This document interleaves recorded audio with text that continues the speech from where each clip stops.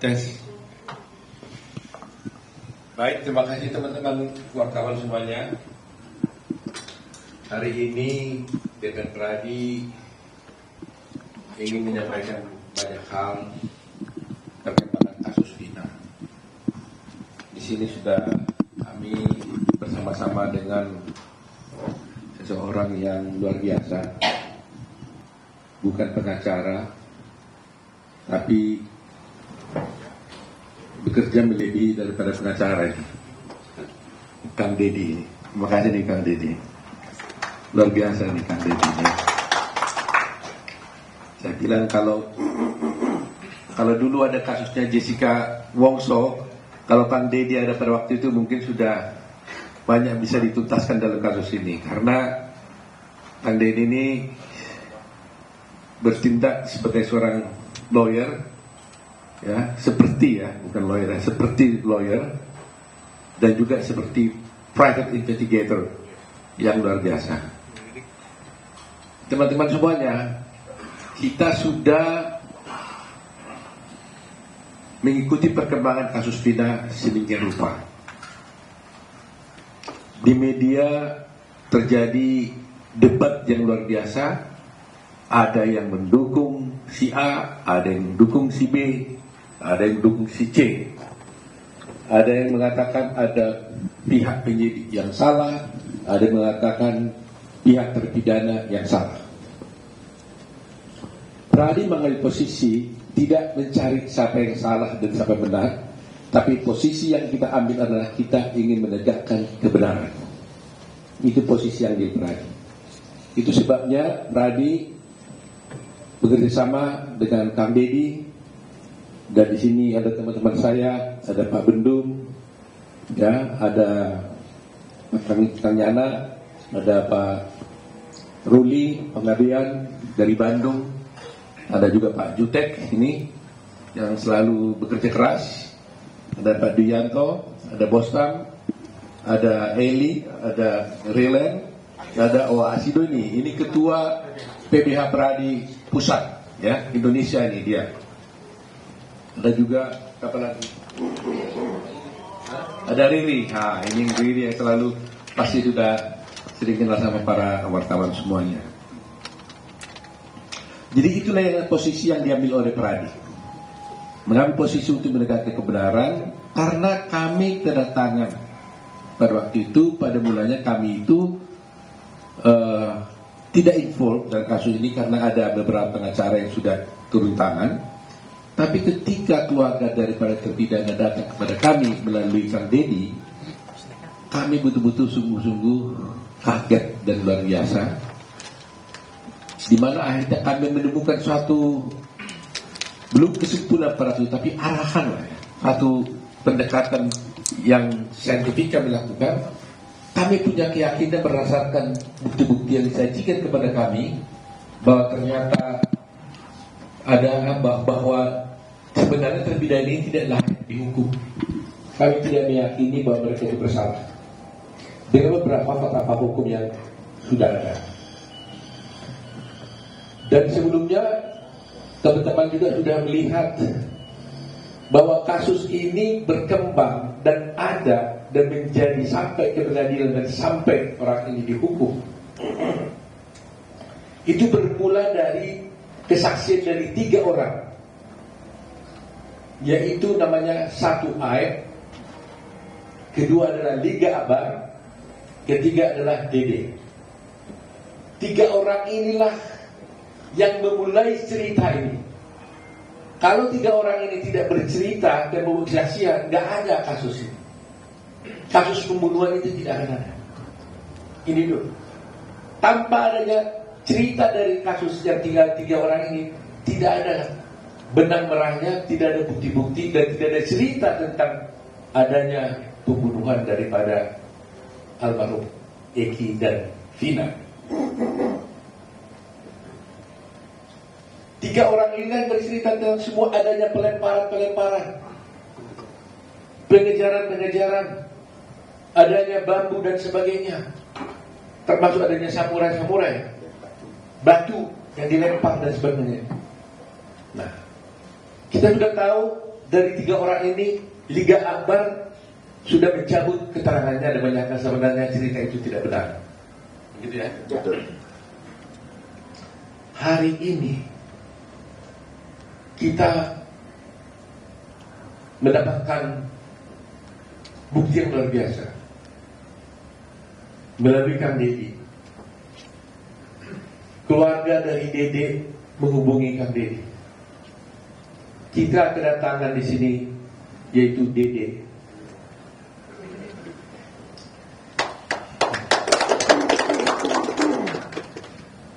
Kalau tidak ada Dede ini, tidak akan ada cerita pembunuhan Vina, almarhum Vina dan Eki.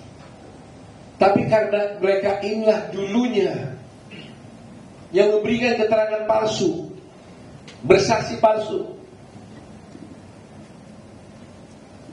maka akhirnya 7 terpidana itu dihukum. 8 ya. Mereka inilah yang bercerita seakan-akan ada pelemparan batu, seakan-akan ada kejar mengejar, seakan ada bambu, pelemparan batu, yang mengesankan bahwa ada akhirnya peristiwa pembunuhan terhadap almarhum Vina dan Eki karena kesaksian palsu mereka. Tapi berdasarkan keterangan yang diberikan kepada kami dan dia nanti bisa kita tinggal cerita bahwa dia ternyata melakukan perbuatan itu karena terjebak sama Aib. Di mana Aib mengajak dia ke kantor polisi yang tadinya dia tidak tahu tujuannya apa. Sampai ke kantor polisi, ternyata dia disuruh memberikan keterangan palsu. Dia diarahkan oleh Aib bersama-sama Rudiana. Nanti kita lihat keterangan sendiri. Untuk menceritakan suatu peristiwa yang dia sendiri tidak tahu dan tidak pernah ada.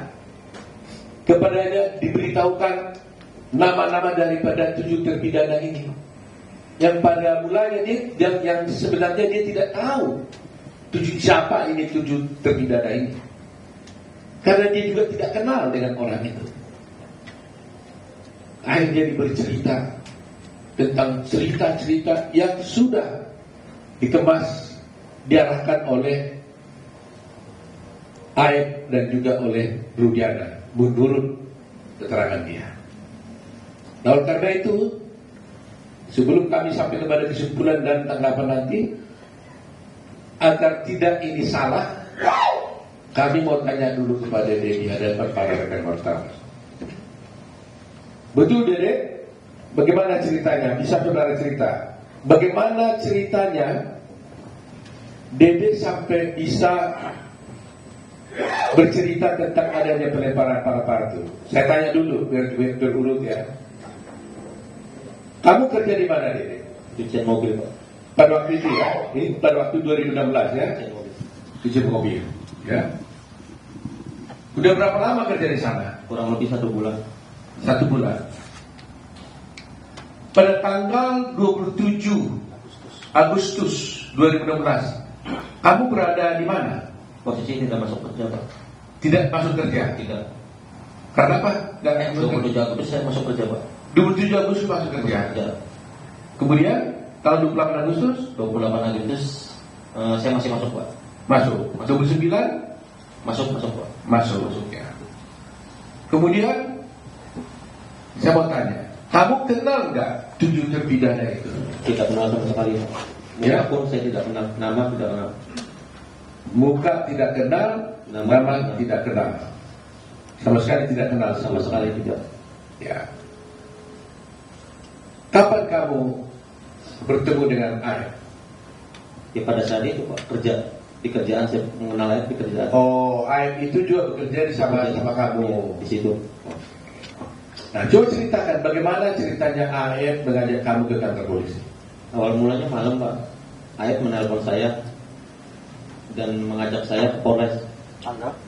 Tanggal 2 September. Tanggal 2 September. Malam hari. Sekitar jam 7-an. Saya antar lah, saya mikirnya kan orang rantauan Pak. Karena nggak tahu daerah situ, saya antar ke Polres. Nah setelah dalam Polres saya tanya, mau ngapain di sini? Kata buat keterangan saksi anaknya Pak Rudiana yang meninggal. Nah setelah itu saya tanya, emang mau ngapain kan? Kita tidak tahu peristiwa itu. Nah udah katanya nanti saya arahin, saya ikutin kalau kata saya. Dia bilang itu. Nah terus Pak Rudiana datang lah. Saya tanya ke Pak Rudiana juga, Pak Rudiana mau ngapain? Buat keterangan apa? Saksi anak saya meninggal kan?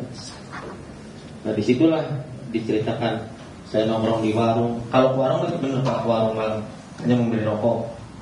Cuman ada segerombolan anak nongkrong, pelemparan batu, bambu, pengajaran, segerombolan motor ada di situ. Sebenarnya nggak ada Pak.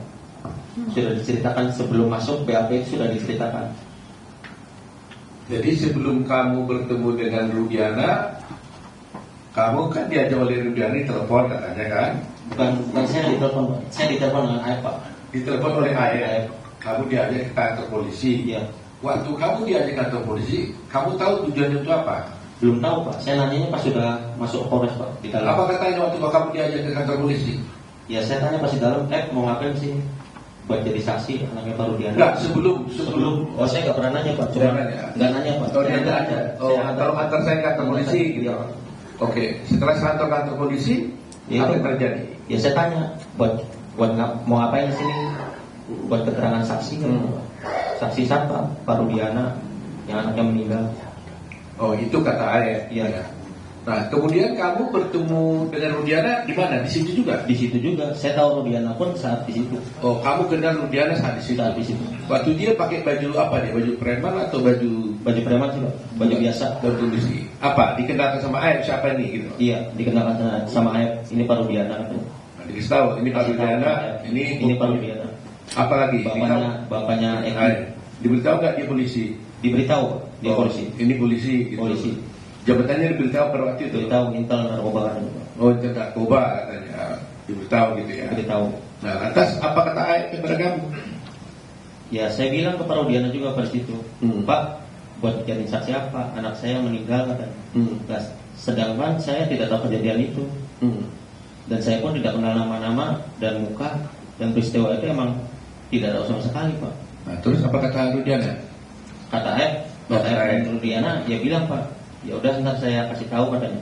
Ya setelah dikasih tahu, pada saat nongkrong di situ, pada saat ke warung ada orang segerombolan nongkrong, terus melihat pelemparan batu kepada anaknya Pak Rudiana. Nah, terus dilempar batu itu tidak kena, terus pengejaran membawa bambu. Nah terus setelah itu ya tidak tahu kejadian itu lagi Pak. Setelah pengejaran tidak tahu. Sudah sampai situ doang. Tadi kan kamu ceritakan bahwa kamu diarahkan oleh Aep dan Rudiana. Saya mau lihat peran masing-masing. Aep ngomong apa, Pak Rudiana ngomong apa? Aep ngasih tahu, bilang aja ya ada segerombolan orang di situ Pak. Baik.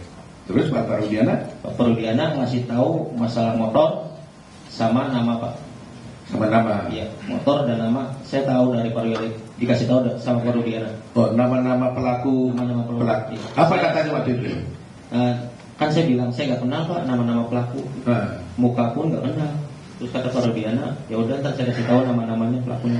Oh dikasih tahu? Dikasih tahu. Masih ingat kan nama-nama itu? Nggak ingat pas ya Pak. Oh, tapi nggak mengingat soalnya kan nggak kenal Pak. Kalau nama pun pas saat di situ kan dikasih tahu Pak. Tapi di situlah diberitahu, katakan gini aja katanya. Iya. Nah sekarang setelah diarahkan oleh Aep dan Rudiana, lantas siapa yang melakukan buat BAP-nya? Mereka Rudiana juga? Bukan Pak. Oh bukan. Siapa? Ya penyidik di situ Pak. Oh penyidik. Di situ. Jadi kamu diarahkan oleh Aep dan Rudiana dulu, ya. Setelah itu baru di BAP oleh penyidik yang lain. Ya. Oh. Jadi penyidik yang lain ini nggak pernah mengarahkan kamu lagi dong? Nggak pernah Pak. Yang mengarahkan justru di si Rudiana dan lainnya gitu. Sebelum masuk itu Pak. Ya karena memang selalu terjadi begitu kan, yang mengukuli dengan yang menyidik kan selalu beda. Supaya yang menyidik, kalau upaya menyidik ditanya pernah kamu dipukuli penyidik, pasti nggak pernah mengukuli, tapi dipukuli dulu sebelum jadi luar. Kira-kira begitu cerita-cerita film yang kita nonton lah gitu ya. Ya, kan kira-kira begitu ya. Dan ini sekarang diarahkan oleh ini. Jadi penyidiknya tidak pernah mengarahkan, tapi sudah diarahkan oleh Parudiana dan AF. Begitu ya. Nah, kemudian setelah itu terjadi di BAP. BAP seperti biasa Pak. Ditanya aja ya. Ditanya. Kamu ceritakan seperti yang diarahkan itu. Seperti yang diarahkan sebelum masuk ya. Saya mau tanya, kenapa kamu mau? Sebenarnya hati saya mas sebenarnya nggak mau Pak. Kan saya juga sudah bilang Pak, saya tidak tahu kejadian itu sama sekali dengan AF dengan Parudiana. Nah pada saat itu kan saya rakyat kecil Pak, saya nggak ngerti hukum, sekolah pun saya hanya SMP. Ya saya merasa takut Pak, sudah dialam. Saya bisa apa di situ Pak? Ya tapi kan rumahnya kan kamu kan merasa berbuat, kenapa nggak nolak aja? Apa kamu diiming-iming? Tidak ada sama sekali Pak, diiming-iming. Enggak. Tidak ada sama sekali. Tapi kok kan orang bertanya, kok semudah itu kamu langsung diajak ini langsung kamu mau gitu? Kenapa? Maunya pun kan karena tidak tahu bahwa mau ke situ kan diberi buat kesaksian anaknya Parudiana Pak. Mungkin kalau saya tahu, ayah ngasih tahu sebelum masuk Polres, saya nggak mau Pak. Ya tapi setelah di dalam Polres, terus kenapa jadi kamu mau? Karena takut Pak. Takut sama siapa? Ya takut karena sudah di dalam Polres itu Pak. Loh kenapa? Kalau di dalam Polres kenapa banyak? Ya karena saya nggak ngerti hukum. Loh iya, karena Polres apa? Ada kamu dipukul nggak? Enggak sih Pak. Apa karena Parudiana polisi itu? Nah iya, bisa jadi Pak. Macam bisa jadi, yang benarnya di mana? Ya emang karena polisi Pak, saya takut. Jadi berarti kamu merasa takut, Ya merasa takut. karena sudah berada di kantor polisi, Ya, karena kamu diminta oleh Pak Parudiana yang polisi, Ya. kamu ikutin aja. ya. Nah waktu itu kamu tahu lah akibatnya itu waktu itu ya. Saya tahu Pak akibatnya. Pasti tahu saya. Ya setelah di BAP pun kan saya ngomong ke Ayah Pak. Ya. Saya bilang kenapa membuat kesaksian seperti ini, kata saya. Kan bakal berat ke depannya. Udah katanya, saya kesal sama terpidana itu Pak. Kata ayah. Iya. Kenapa? Karena pernah dipukuli Pak. Oh, si ayah cerita bahwa dia pernah dipukuli oleh Warga sekitar di situ Pak. oh, ayah merasa apa? Dipukuli Oleh warga situ, bukan oleh terpidana. Iya, ada terpidananya Pak. Ada terpidananya. Iya. Jadi merasa kesal ya, Merasa kesal. sehingga diarahkan. Gitu. Ya beda. Ya, gitu. Nah, kamu diperiksa itu di mana? Di Polres mana itu? Polres Cirebon. Polres Cirebon. Nah, setelah di Polres Cirebon, apakah kamu pernah juga diperiksa di Polda? Tidak pernah sama sekali 2016 Pak. Hah? Tidak pernah. Tidak pernah. Tetapi di sini kita lihat ada berita acara kamu juga ada di Polda. Jadi di sini ada wartawan, kita lihat ya. Ini ada berita acara di sini di Polres dan juga ada acara berita acara di Polda. Tapi dia merasa kamu tak pernah tanda tangan berita acara yang di Polda tidak pernah Pak. 2016 saya tidak pernah. di Polda kamu tidak pernah tanda tangan berita acara di Polda. Di BAP pun tidak pernah Pak. Kesana pun tidak pernah. Kamu kok tahu di mana Polda? Tidak tahu sama sekali Pak. Sampai sekarang kamu Sampai tidak tahu sekali Polda. tidak tahu sampai sekarang pun istilahnya tidak tahu Pak. Yang sekarang 2024 mah udah Pak. Cuman kan kalau jalan tetap saya nggak hafal Pak. Nggak, artinya yang sebelum tahun 2004 itu kamu tidak pernah ke Polda. Tidak tahu Pak sama sekali. Tidak tahu ya. Tidak tahu. Soalnya di sini ada berita acara kamu di Polda pada tanggal 23 November. Itu nggak ada ya? Nggak ada Pak. Nggak pernah terjadi. Jadi ini kalau begini ada parah-parah begini ini, seperti yang kamu lihat di sini ini, tanda tangan ada nggak itu? Tanda tangannya pun agak beda Pak. Kamu nggak pernah tanda tangan Iya, ini? disamain sama yang 2016 di Polres itu Pak. Beda Pak. Oh gitu. Tapi kamu intinya kamu tidak pernah tanda Tidak tangan. pernah. Dan di sana pun tidak pernah Pak. Di BAP pun di Polda tidak pernah 2016. Baik. Hanya di Polres Cirebon. Saya mau tanya lagi. Kamu pernah disumpah nggak oleh polisi? Tidak pernah sama sekali. Hah? Tidak pernah. Nggak pernah. Kemudian kamu setelah kejadian ini, kamu pernah hadir di pengadilan tidak? Untuk bersaksi? Tidak pernah sama sekali. Kamu tidak pernah datang di pengadilan dan tidak pernah menjadi saksi di pengadilan pada waktu itu? Tidak sama sekali. Kalau menurut keterangan Pak Jutek gimana itu? Dia belum keputusan pengadilan, dia Benar ada kata-kata di situ bahwa dia ada memberikan keterangan di bawah sumpah. Iya, di dalam putusan. Dalam putusan ini. Jadi di dalam putusan, kebetulan Pak Jutek yang lihat ada bagaimana Pak Jutek jelaskan?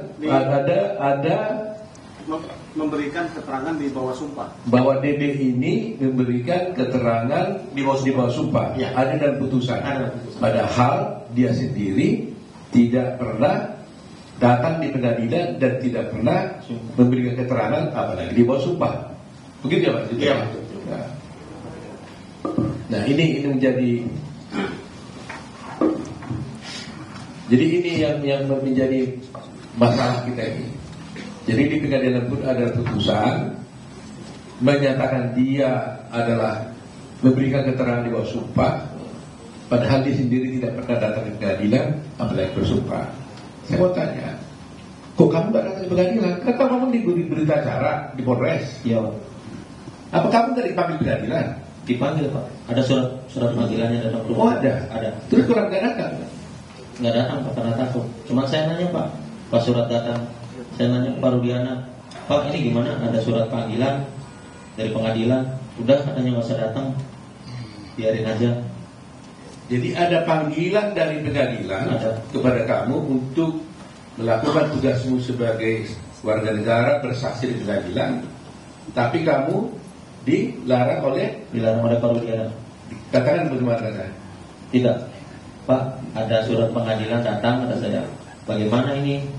Nah, kata Pak Rudiana, udah nggak usah datang, katanya, biarin aja. Jadi Pak Rudiana menurut dia itu tadi menyuruh tidak usah datang ke pengadilan. Ya. Jadi sekali sudah tahu tuh pasal apa yang dilanggar di situ kalau seperti itu kan, melarang orang tidak datang ke pengadilan, padahal itu adalah kewajiban hukum dia. Tapi Rudiana menolak tiba-tiba. Saudara tahu kenapa kamu dilarang datang ke pengadilan? Tidak tahu Pak, hanya bilang itu saja. Oh hanya bilang itu saja. Jangan datang, tidak perlu datang ke pengadilan. Datang, tenang aja. Pertanyaan saya terakhir ini, jadi Bisa kasih dia kasih buka. kenapa kamu tiba-tiba sekarang mau datang di sini? Karena saya mikir merasa bersalah Pak. Ya selama 8 tahun pun sebenarnya saya mau jujur Pak, mau mengungkap ini sebenarnya Pak. Cuman saya bingung Pak, mau mengungkap ke siapa Pak? Pendamping pun saya nggak punya. Sebenarnya selama 8 tahun saya merasa bersalah Pak. Bayangin Pak, saya hidup enak di sini Pak, bisa kerja, bisa nikah istilahnya Pak, sama anak istri bisa bahagia, sedangkan dia di penjara seumur hidup Pak. Saya merasa berdosa selama 8 tahun, merasa Pak. Nah saya putuskan kemarin Pak, seminggu sebelum saya bertemu Kang Deddy, saya putuskan benar-benar Pak. Setekad saya harus bulat, saya harus menerima resikonya, apapun resikonya, entah ada hukuman buat saya terima Pak. Siapa yang menghubungi kamu datang ke Pak Deddy? Inisiatif kamu sendiri atau gimana? Inisiatif saya sendiri Pak, tapi rundingan sama keluarga Pak. Teteh dulu. Oh jadi setelah lihat viral-viral begini, kamu rundingan sama keluarga? Rundingan sama keluarga. Apa? Gimana rundingan? Ya, Teteh Pak, sebelum sebulan setengah viral itu Pak, Teteh pernah bilang Pak, Dek, apa datang aja ke Pak Dedita? Kata saya bilang, nanti aja lah, karena saya belum siap Pak, masih takut dan bingung kehilangan pekerjaan Pak. Nah terus setelah dorong keluarga dorong terus, nah seminggu sebelum ke Pak Deddy, nah, tekad saya bulatin, fisik saya kuatin, saya bilang malam itu juga jam 11, saya bilang udah kontak Pak Deddy di Instagram, cuman tidak direspon Pak. Baru saya ke TikTok Ferry, Terus? ke TikTok Ferry, Teteh tuh suruh ke TikTok Ferry, terus direspon alhamdulillah Pak. Jadi teman-teman wartawan sudah lihat di sini. Yang menghubungi Kang Deddy ini adalah dia. Kita tidak mencari-cari, tidak menemukan Deddy. Deddy sendiri yang berunding dengan keluarganya merasa bersalah dan akhirnya datang menemui Kang Deddy. Dan Kang Deddy membawa ke sini. Pokoknya saya tegaskan, intinya saya keluar itu bukan dicari dengan Pak Deddy, bukan ada yang dari luar menyuruh saya, karena ini inisiatif saya sendiri merasa bersalah, dan keluarga ada dorongan dari keluarga, udah selebihnya nggak ada lagi. Dede, Ya. Kamu kan tadi mengaku sudah bersalah melakukan memberikan keterangan palsu dulu atas arahan daripada AF dan juga Rudiana. Ya, kita juga pernah melaporkan kamu juga. Iya Pak. Iya kan? Tapi sekarang kamu datang mengaku bersalah. Kamu tahu risikonya ini? Kamu Tahu Pak, sangat tahu resikonya. kamu tahu bahwa kamu bisa dipenjara gara-gara pengakuanmu sekarang ini? Tahu Pak, saya siap resikonya Pak.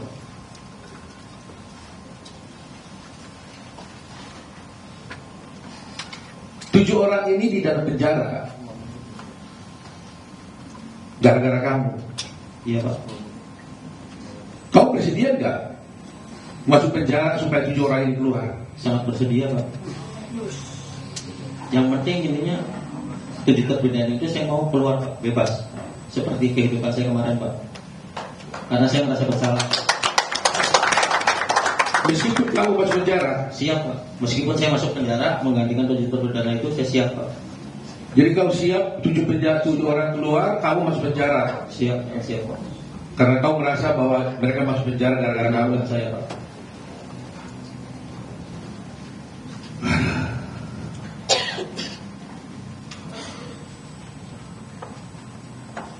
Terima kasih ya Dede ya. Sama-sama. Walaupun kamu ini sudah berbuat salah, tapi Tuhan menolong bahwa kamu bisa dibuka hati pikiranmu untuk menegakkan kebenaran. Kalau kamu tidak bisa datang di sini, bayangkan mereka itu akan ada di sana seumur hidup. Seumur hidup. Semula keluarganya bukan teraniaya semua. Dan keadilan menjadi tidak tercapai. Republik menjadi hancur. Tapi dengan keberanianmu ini, meskipun kau bersalah, ya saya harap di dalam hukum sebenarnya Dede, saya bisa jelaskan sedikit. Belum tentu juga kau bisa harus dihukum, walaupun kau bersalah. Karena di dalam hukum itu Dede, ada juga namanya alasan pemaaf, ada alasan pembenar, ya. Ada alasan penghapus untuk pidana dan sebagainya. Mudah-mudahan hakim nanti, kalau kamu harus diproses, ya, karena hukum ini kan ada yang formal. Formalnya kamu bersalah memberikan kesaksian palsu di pengadilan, akhirnya orang dihukum, akhirnya dihukum sampai seumur hidup. Apakah nanti umpamanya dengan pengakuanmu itu mereka jadi bebas, kau tetap harus diproses pidana? Saya tidak bisa katakan apa-apa, tergantung kepada kepolisian dan juga pada pengadilan apakah memberikan hukuman pada kamu. Tetapi karena keberanianmu untuk berbuat baik, untuk bertobat, menyatakan kebenaran, kami tetap dari kerajaan akan bela kamu. Supaya jangan ada yang takut untuk bertindak menyatakan yang benar. Jangan ada yang takut. Seperti Dede, berbuat salah tapi bertobat, mengaku bersalah. Mudah-mudahan ada alasan pemaaf buat kamu, ya, yang diberi oleh hakimnya. Jadi sekali lagi ya, berani kamu ya. Berani Pak. 7 orang keluar, kamu masuk penjara menggantikan mereka. Iya Pak. Intinya saya keluar, hanya 7 terpidana itu saya keluar. Ya, mudah-mudahan mereka keluar. Nanti saya lebih senang Pak. Mudah-mudahan mereka keluar, kamu juga nggak perlu masuk penjara. Amin. Tapi saya serahkan kepada hukum dan keadilan. Itu ada dia, terima kasih dia. Kan Dedi ini hatinya apa ya, sampai nggak tahan nih Bang Dedi dulu. Menggunakan mata begini. Kita para lawyer, hati kita sudah berkali-kali sering digini. Jadi sampai air mata kita udah habis. Karena kita sudah sering melihat kejadian-kejadian seperti ini. Belum kita sudah lihat tragedi bagaimana Jessica Wongso, sekarang Dedi. Saya nggak tahu masih akan ada lagi nggak kasus lain yang bisa terbuka seperti ini. Tapi terus terang aja terima kasih ya kepada para wartawan semuanya. Terus terang aja kalau ada wartawan, media massa, televisi yang mau dengan sepenuh hati mengikuti dan membuka kasus ini nggak terbongkar. Jasamu luar biasa. Jasa para media televisi, baik Instagram, siapapun lah, medsos, netizen di Indonesia ini. Saya atas nama Pradi, atas nama Advokat Indonesia, atas nama keadilan, berterima kasih sebesar-besarnya. Ini belum tuntas memang, tapi dengan adanya kedatangan Dede ini ada digambar juga, mudah-mudahan menjadi keberanian mereka. Dan sebagai bukti, Dede ini juga sudah datang memberikan keterangannya itu di hadapan notaris. Dia tertandatangani di hadapan notaris. Semua keterangan dia itu tadi itu. Jadi kita lihat Dede datang bertemu dengan Kang Dedi bukan karena disari oleh Kang Dedi, tapi dia sendiri yang berunding dengan keluarganya, merasa bahwa dia bersalah, menghubungi Kang Dedi. Ya, dan ini kita ajak ke notaris juga, itu atas sukarela dia membuat keterangan ini. Betul ya, Dede ya. Artinya dia fraud, yakin betul. Nah, mari kita rakyat Indonesia menilai apakah keberanian Dede ini tetap harus kita hormati. Di satu pihak nanti akan ada polemik, di satu pihak dia sudah bersalah, tapi dia di satu pihak dia sudah menjadi pahlawan untuk bisa membongkar kasus ini. Mari kita dukung Dede, mari kita doakan Dede, kita kuatkan hatinya supaya kasus ini bisa terbuka. Dan kepada Kapolri, terima kasih Pak Kapolri karena sudah menugaskan kemarin saya lihat ada Bapak Resri, Irwasu, Propam untuk tahan kasus ini. Mari kita sama-sama membongkar kasus ini untuk tegaknya hukum dan keadilan. Kalau toh ada di sini katakan Dedi di bawah itulah dari polisi, bukan kepolisian secara institusi, ini adalah oknum. Oknum. Jangan gara-gara satu oknum tercoreng nama institusi. Jadi kita harus berani ya membuka kasus ini. Jangan gara-gara setitik nilai rusak sukses sebelahnya. Jangan gara-gara satu oknum yang berbuat menjadi rusak institusi kepolisian. Kami butuh polisi Pak. Kalau tanpa polisi nggak mungkin ada keamanan di negeri ini. Kami tetap ingin menjaga baik kepolisian. Oleh karena itu apapun kami siap bekerja sama dengan pihak kepolisian seperti yang dilakukan oleh Kang Dedi ini. Dan terus terang Pak, teman-teman semua, para netizen di seluruh Indonesia, menjadi pertanyaan sekarang, kalaulah seperti dikatakan oleh Kang Dedi, si Dedi tadi itu benar, itu hanya rekayasa. Menjadi pertanyaan kita sekarang, apa motifnya dibuat seperti ini? Apa motifnya harus dibuat cerita seperti ini supaya 7 orang ini jadi terdakwa, dihukum seumur hidup? Toh mereka bukan jenderal, bukan orang kaya, bukan politisi. Mereka bekerja hanya kuli bangunan. Apa motifnya? Ini juga mestinya diungkap. Apa motifnya? Kenapa harus seperti itu? Mengarang cerita, mengorbankan banyak orang, membuat negeri kita geger begini luar biasa. Apa motifnya? Nah itu mungkin tugas kepolisian nanti yang bisa mengungkapkannya. Jadi itulah mungkin keterangan kami, mungkin kalau ada Kang Dedi sampai di sana.